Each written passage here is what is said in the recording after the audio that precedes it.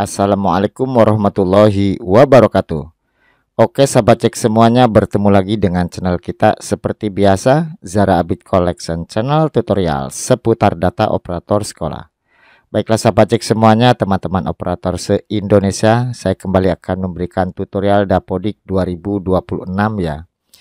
Ini banyak yang bertanya nih, Bang, tutorial tentang NISN ganda gitu ya. Nah, di kesempatan kali ini akan saya bahas teman-teman ya, untuk solusi NISN ganda di Verpal PD 2025 pada Dapodik 2026.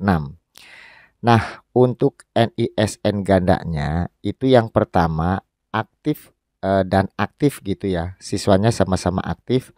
Kemudian yang kedua itu aktif dan tidak aktif. Kemudian yang ketiga itu NISN-nya itu dipakai lebih dari satu peserta didik yang berbeda, ini maksudnya ya. Yang berbeda nih maksudnya, nanti saya perbaiki ya. Oke, kita langsung ke tutorialnya aja teman-teman. Kita gas ya. Oke. Nah, ini tentang verifikasi dan validasi data pendidikan atau sering disebut Verpal data pendidikan. Saya ambilkan ya dari arsip Pusdatin Kemendikbudristek langsung teman-teman ya. Untuk residu NISN ganda. Mohon maaf teman-teman, saya pakai PPT aja ya, tidak langsung di web Verpal PD-nya. Karena harus sering ngeblur ya, data-datanya itu harus ngeblur. Di sini kan gampang nutupnya ya. Jadi untuk pengecekan NISN gandanya, kita tahu gandanya itu kemana dulu ya. Nah teman-teman masuk di Verpal PD di bagian residu di sini. Nah di sini ada gambar orang ya. Diklik aja untuk yang NISN ganda itu, kita klik. Nah nanti akan muncul seperti ini teman-teman ya. Kemudian teman-teman cek di bagian quality control di sini. Kemudian ke sini ke unikan NISN. Nah, di sini ganda. Dia akan centang berwarna merah. Di sini nanti kita akan tahu ya di sini. Nah, yang pertama itu biasanya di sini ada NPSN dan nama sekolahnya. Di sini ada yang sekolahnya berbeda, ada yang sama gitu ya. Nah, di sini yang paling pentingnya. Di sini ada yang siswa aktif dan siswa aktif, ada yang non aktif, ada yang aktif. Nanti kita selesaikan. Ini cara pemeriksaan residu NISN ganda ya di quality control. Nah, di sini nanti kita akan tahu nih dia gandanya dengan sekolah mana gitu ya. Oke, teman-teman, kita langsung ke penyelesaian residu NISN ganda. Jadi begini teman-teman ya, mohon izin kami untuk memaparkan gitu. NISN ganda diselesaikan tergantung dari status gandanya itu apa. Ada 3 teman-teman. Yang pertama, satu peserta didik tercatat di lebih dari satu satuan pendidikan dengan status aktif dan aktif ya, VS aktif. Maksudnya begini, satu siswa atau satu peserta didik itu tercatat lebih dari satu sekolah. Contoh di sekolah A, NISN-nya aktif atau siswanya aktif. Kemudian di sekolah kita itu siswanya aktif juga NISN-nya. Ya, ini lebih dari satu satuan pendidikan. Nanti kita selesaikan di slide berikutnya. Nah, kemudian yang kedua, NISN gandanya itu satu peserta didik tercatat di lebih dari satu satuan pendidikan dengan status aktif dan tidak aktif. Maksudnya begini teman-teman ya. Jadi NISN ganda ini siswanya di sekolah A atau di sekolah lamanya contoh itu tidak aktif. Nah sedangkan di sekolah kita siswanya itu aktif gitu. Nanti bagaimana cara menyelesaikannya di slide berikutnya aja ya. Ini saya jabarkan dulu. Kemudian yang ketiga, satu NISN digunakan oleh lebih dari satu peserta didik yang berbeda. Contoh nih, NISN-nya cuma satu, NISN-nya sama, tapi nama peserta didiknya berbeda. Bisa saja dari sekolahan yang berbeda juga gitu ya. Artinya NISN-nya kembar ya. NISN-nya 1 tapi dipakai oleh lebih dari 1 peserta didik gitu. Cara penyelesaiannya nanti di slide berikutnya. Kita langsung gas ke solusinya aja. Nah, sekarang langsung ke penyelesaian residu NISN ganda. Kita bahas yang ini dulu. Satu peserta didik tercatat di lebih dari satu satuan pendidikan dengan status aktif dan aktif. Jadi di sekolah A itu peserta didiknya aktif ya, NISN-nya. Kemudian di sekolah kita juga itu siswanya NISN-nya aktif. Cara penyelesaiannya atau solusinya ada 2 teman-teman ya. Nah ini ada 2 nih. Mohon bisa disimak ya untuk teman-teman operator yang baru gitu. Nah cara yang pertama, ini kan aktif dan aktif teman-teman ya. Di sekolah A aktif, di sekolah kita aktif gitu. Sedangkan siswanya sudah di sekolah kita ini. Siswanya sudah sekolah di kita dan sudah masuk di dapodik kita. Cara yang pertama, koordinasi antar operator satuan pendidikan atau dengan bantuan dinas pendidikan. Solusi yang pertama teman-teman, itu silahkan bisa berhubungan dengan operator sekolah lamanya gitu ya, atau bisa minta bantuan dinas pendidikan supaya di merger yang di sananya gitu ya. Nah, keluarkan salah satu peserta didik dari aplikasi pendataan Dapodik atau EMIS, lalu sinkronisasi.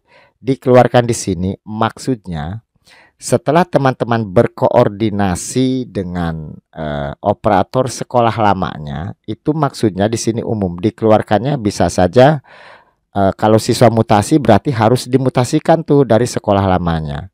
Jika memang siswanya lulus ya, tapi di Dapodiknya tidak ada menu lulus, itu kan harus ke dinas pendidikan minta diluluskan dulu gitu ya. Jadi ada yang dimutasikan, ada yang diluluskan, dan itu harus sesuai prosedur gitu ya, supaya nanti di Dapodiknya dimutasikan atau diluluskan gitu. Kemudian sekolah lamanya sinkron supaya nanti bisa masuk ke sekolah kita. Ini aktif dan aktif. Ini cara yang pertama gitu ya. Nah, kemudian cara yang kedua teman-teman, operator satuan pendidikan di mana peserta didik bersekolah sekarang, berarti OPS di sekolah sekarang gitu ya, mengajukan pengeluaran siswa ganda lewat aplikasi Verpal PD di Verpal PD. Fitur pengeluaran siswa tercatat ganda dengan mengunggah dokumen mutasi atau kelulusan atau surat keterangan aktif bersekolah. Contoh nih, ini kan aktif dengan aktif. Setelah teman-teman berkoordinasi dengan operator sekolah lamanya dari sononya gitu, itu di Dapodiknya sudah dimutasikan dan sudah sinkron, atau dari sekolah lamanya itu sudah diluluskan by system, atau kalau tidak ada menu lulusnya sudah ke dinas lah operator lamanya dan oleh dinas sudah diluluskan, tetapi masih terdeteksi aktif dan aktif. Nah teman-teman ke sini ke fitur pengeluaran siswa tercatat ganda. Nanti silakan diupload tuh, bisa surat mutasi, surat kelulusan, atau surat keterangan aktif bersekolah. Ini cara yang kedua gitu ya. Nah sekarang langsung ke praktiknya aja. Pengeluaran data ganda. Ini deskripsinya. Kita langsung praktik di Verpal PD ya. Nah jika dari sekolah lamanya sudah dimutasikan atau sudah diluluskan sesuai prosedur tapi masih tercatat ganda, teman-teman silahkan ke menu ini. Pengeluaran siswa tercatat ganda. Di sini ada sebelah kiri di Verpal PD ya. Pengeluaran siswa ganda. Kemudian setelah itu masukkan NPSN sekolah asalnya dulu. Sekolah lamanya dulu nih, NPSN-nya dimasukkan di sini. Ya, di sini dimasukkan sekolah lamanya ya, sekolah asal. Kemudian masukkan NISN peserta didik itu. Kemudian di sini silakan dimasukkan nama peserta didiknya ya. Kemudian tanggal lahir peserta didik. Kemudian klik pencarian gitu ya. Nah, jika datanya tidak ditemukan, cek lagi nih di sini. Nah, jika data ditemukan dan sesuai dengan data ganda yang akan diajukan pengeluaran peserta didik dari satuan pendidikan asal, maka di sini akan muncul jika memang di pencarian itu ketemu di sini akan ada identitas siswanya. Muncul siswanya di sini. Nah, kemudian teman-teman, ini di sini ada jenis keluar, itu dipilih apakah memang siswanya itu dari sekolah asalnya lulus atau mutasi atau dikeluarkan, mengundurkan diri dan sebagainya. Gitu ya. Kalau gandanya siswanya itu lulus, ya berarti yang diupload di sini itu adalah surat kelulusan atau ijazahnya. Jika mutasi, ya berarti surat mutasinya, gitu. Tapi yang paling bagus itu teman-teman mengupload surat keterangan aktif siswa ya, surat keterangan aktif siswa di sekolah sekarang. Itu dalam bentuk JPG atau JPEG atau PNG, maksimal 1 MB. Silahkan di-upload di sini. Nah, setelah itu klik di sini untuk ajukan pengeluaran. Silahkan diklik gitu. Nanti nunggu persetujuan dari Pusdatin pusat. Maksudnya di sini pengeluaran siswa tercatat ganda supaya yang di sekolah lamanya, di sekolah asalnya yang masih aktif itu nanti otomatis hilang sendiri. Nanti akan ada di sekolah kita aja.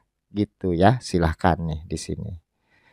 Ini jangan lupa NPSN sekolah asal. Itu caranya, teman-teman. NPSN itu di sini juga ada nih biasanya di di quality control di sini ada NPSN sekolah asalnya ya. Itu tadi ganda dengan ganda, teman-teman ya. Sekarang itu untuk satu peserta didik tercatat lebih dari satu satuan pendidikan dengan status aktif dan tidak aktif. Jadi siswa ini tercatat di 2 sekolah umpamanya. Di sekolah lamanya atau di sekolah asalnya itu dia tidak aktif. Kemudian di sekolah kita aktif. Contoh, kita umpamanya sekolah SD nih, masih terdata di TK atau di KB. Di sananya di TK atau KB sudah tidak aktif. Di sekolah kita yang SD aktif nih. Penyelesaiannya ini, teman-teman. Satuan pendidikan melaporkan data ganda ke Dinas Pendidikan jika ingin cepat gitu ya. Kemudian nanti Dinas Pendidikan itu mengajukan proses merger data ke pusat ya, ke pusat jika ingin cepat ke dinas. Supaya nanti yang tidak aktif ini dia akan hilang sendiri gitu. Nah, umpamanya teman-teman itu akses ke dinasnya jauh gitu ya, berkilo-kilometer. Nggak usah ke dinas juga nggak masalah. Untuk peserta didik yang NISN-nya ganda aktif dan tidak aktif, nanti dia secara otomatis oleh sistem ya. Jadi akan ada proses merger juga dilakukan secara otomatis ya, secara otomatis oleh sistem. Apabila data ganda sama persis variabel datanya. Sama persis di sini maksudnya seperti apa? NISN-nya sama, namanya sama, tempat tanggal lahirnya sama, nama ibu kandungnya sama, jenis kelaminnya sama, itu variabel namanya. Itu walaupun kita abaikan, itu nanti dia akan valid sendiri, teman-teman. Tidak usah khawatir. Jadi yang aktif PS tidak aktif ini nggak usah khawatir. Walaupun tidak lapor ke dinas, dia nanti akan valid sendiri gitu. Seiring berjalannya waktu nanti pencocokan sistem dia akan valid sendiri. Kalau aktif dan tidak aktif. Contoh di sekolah lama itu tidak aktif, di sekolah kita aktif. Nanti dia akan valid sendiri. Tidak usah khawatir ya. Itu by system nih secara otomatis.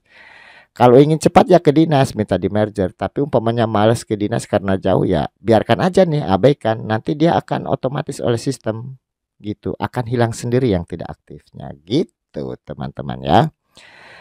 Yang terakhir nih.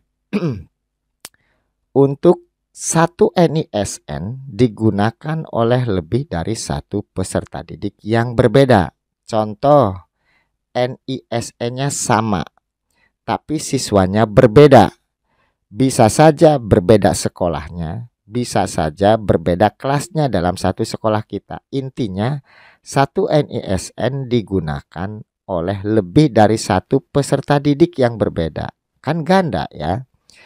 Ini penyelesaiannya kalau yang seperti ini NISN 1 dipakai lebih dari satu orang itu lapor ke dinas teman-teman ya, secepatnya lapor ke dinas pendidikan ya, satuan pendidikan atau dinas pendidikan. Nanti melaporkan data ganda ke Pusdatin. Jadi nanti teman-teman itu lapor ke dinas pendidikan. Nanti dinas pendidikan ini lapor lagi ke Pusdatin ya, melalui ULT Kemdikbudristek atau melalui WA verbal dinas pendidikan. Biarkan nanti ini urusan dinas. Jika kita sudah lapor ke dinas tentang NISN dipakai lebih dari peserta didik yang berbeda, nanti kesananya urusan dinas, ke Pusdatinya minta diselesaikan gitu ya. Nah, nanti Pusdatin memastikan kepemilikan NISN dan peserta didik lainnya diberikan NISN yang berbeda dari arsip atau diberikan NISN yang baru. Nah, nanti peserta didik yang satunya diberikan NISN yang berbeda dengan siswa kita gitu. Nah, ini secepatnya lapor ke dinas jika satu NISN dipakai lebih dari satu peserta didik yang berbeda. Oke, terima kasih. Begitu teman-teman ya. Jadi mudah-mudahan ini bisa dipahami teman-teman ya tentang NISN ganda.